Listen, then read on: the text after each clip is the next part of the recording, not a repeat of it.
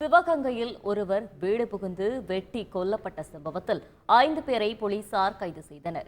திருப்பாச்சேத்தியை அடுத்த மாத்தூர் கிராமத்தை சேர்ந்த வேல்முருகன் தனக்கு குழந்தைகள் இல்லாததால் மனைவியின் அக்கா பிள்ளைகளான விஜய் மற்றும் நாகேந்திரனை தங்கள் மகன்கள் போல் பாவித்து வளர்த்து வந்துள்ளார்.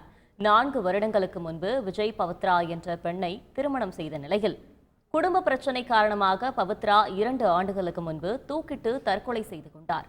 அதைத் தொடர்ந்து விஜய் கடந்த ஆண்டு 2ஆம் திருமணம் செய்துள்ளார். இதனால் ஆத்திரத்தில் இருந்து வந்த பவித்ராவின் சகோதரர் வேல்பாண்டி அவரது நண்பர்களுடன் சேர்ந்து விஜயின் வீட்டிற்கு வந்துள்ளார். அப்போது விஜய் வீட்டில் இல்லாததால் அவரது சித்தப்பா வேல்முருகனை சரமாரியாக வெட்டி கொலை செய்தனர். பெரும் பரபரப்பை ஏற்படுத்த இந்த சம்பவம் குறித்து தீவிர விசாரணை நடத்தி வந்த போலீசார் தலைமறைவாக இருந்த வேல்பாண்டி உட்பட 5 கைது செய்து சிறையில் அடைத்துள்ளனர். செய்திகளை உடனுக்குடன் தெரிந்து கொள்ள உடனே சப்ஸ்கிரைப் பண்ணுங்க.